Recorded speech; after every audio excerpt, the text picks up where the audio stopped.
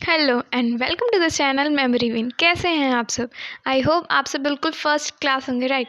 सो आज हम पढ़ेंगे क्लास 12th के इकोनॉमिक्स माइक्रो का एक बहुत ही इम्पॉर्टेंट सा टॉपिक है, अर्थव्यवस्था की केंद्रीय समस्याएं। इस वीडियो को अगर आप ध्यान से देखेंगे तो ये गारंटी है कि आपको अलग से देखने की ज़रूरत नहीं पड़ेगी, पढ़ने की ज़रूरत नहीं पड़ेगी, आपको याद हो जाएगा। चलिए पहले हम इसका बेसिक थोड़ा जान लेते हैं कि अर्थव्यवस्था में साधन दुर्लभ हैं। किसी भी अर्थव्यवस्था के पास किसी वस्तु या सेवा के उत्पादन के संसाधन सीमित हैं तथा आवश्यकताएं असीमित हैं। ध्यान दीजिएगा कि साधन दुर्लभ हैं और संसाधन सीमित हैं और लोगों की आवश्यकताएं असीमित हैं। इसलिए असीमित आवश्यकताओं को सीमित संसाधन में पूरा करना होता है और इसी कारण से सभी अर्थव्यवस्था में चयन की समस्या उत्पन्न होती है। अब देखिए कि प्रोफेसर सैमुअल ने क्या कहा है।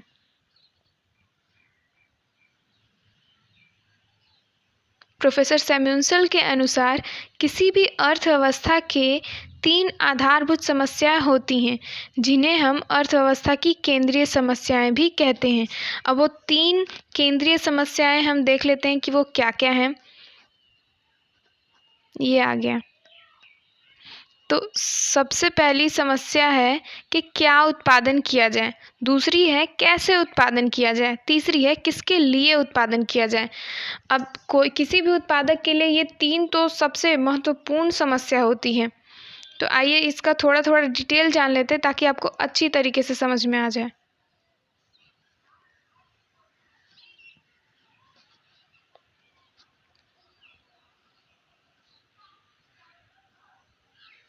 क्या उत्पादन किया जाए।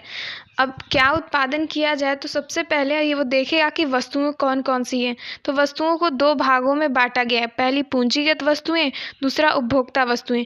पूंजीगत वस्तुएं वे वस्तुएं होती हैं जिनका इनडायरेक्टली यूज़ होता है, मतलब कि किसी वस्तु को बनाने के लिए यूज़ होता है। और उपभोक्ता वस्तुएं वे वस्तुएं होती हैं जिनका उपभोक्ता डायरेक्टली यूज़ करता है, जैसे कि वो कोई दुकान से गया, एक चिप्स का पैकेट खरीद के लाया, वो खा गया। ये हो गई उपभोक्ता वस्तुएं।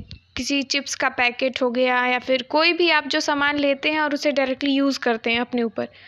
तो देखिए, पूंजीगत वस्तुएं अधिक उत्पादन और भावी विकास के लिए आवश्यक हैं। पूंजीगत वस्तुएं अगर होंगी तभी तो अधिक उत्पादन हो सकता है और वो भावी विकास के लिए भी तो आवश्यक है। अब देख लेते हैं उपभोक्ता वस्तुएं कैसे आवश्यक हैं। उपभोक्ता वस्तुएं वर्तमान में उपभोग के लिए आवश्यक हैं। जब उपभोक्ता वस्तुएं बनेंगी तभी तो वर्तमान समय में वस्तुओं का उपभोग होगा। फिर क्या है दूसरी समस्या, देखिए, वस्तुओं का उत्पादन किस मात्रा में किया जाए। हम किस मात्रा में वस्तुओं का उत्पादन बनाएं। संसाधन तो सीमित है, हम जान रहे हैं। अब इसी कारण से हम अधिक उपभोक्ता वस्तुएं बनाएंगे तो पूंजीगत वस्तुओं में कमी आ जाएगी, और अगर हम पूंजीगत वस्तुएं बनाएंगे तो उपभोक्ता वस्तुओं में कमी आ जाएगी। तो ये दूसरी समस्या है। अब इसके बाद हम देखेंगे तीसरी समस्या। तीसरी समस्या ये है कि उत्पादन किसके लिए किया जाए। सीमित संसाधन होने के कारण, हम जान रहे हैं अर्थव्यवस्था में सीमित संसाधन है, इसके कारण समाज के सभी वर्गों के लिए वांछित मात्रा में वस्तुओं का उत्पादन नहीं किया जा सकता है। हम समझ सकते हैं कि जैसे समाज के 2 वर्ग होते हैं, एक धनी वर्ग होता है और एक निर्धन वर्ग होता है, और दोनों वर्गों के लिए उचित मात्रा में, वांछित मात्रा में वस्तु को बनाना ये संभव नहीं है। तो अगर हम निर्धन वर्ग के लिए बनाते हैं तो ये तो अच्छी बात है, लोगों में समानता आएगा, क्योंकि इंडिया में ज़्यादातर लोग निर्धन भी हैं। तो अच्छी बात है कि लोगों में समानता आएगा, लोगों को कम प्राइस में ही सामान मिलेगा, तो निर्धन लोगों के लिए ये कंफर्टेबल भी होगा। लेकिन निर्धन वर्ग के लिए सामान बनाना यानी कि क्या हो गया, इसका मतलब होता है कि हमें निम्न लाभ भी मिलेगा, और निम्न लाभ मिल रहा है इसमें इसका ये मतलब निकलता है कि हमने निम्न निवेश भी लगाया होगा। इन सब का कारण है कि जीडीपी की समृद्धि निम्न हो जाएगी। तो जीडीपी नहीं कम होनी चाहिए देश की। इन सब से ये राष्ट्र के लिए अच्छा नहीं है। तो आई होप ये टॉपिक आपको समझ में आया होगा। अगर आपको ये टॉपिक अच्छा लगा तो प्लीज़ लाइक कीजिएगा और चैनल को सब्सक्राइब ज़रूर कीजिएगा।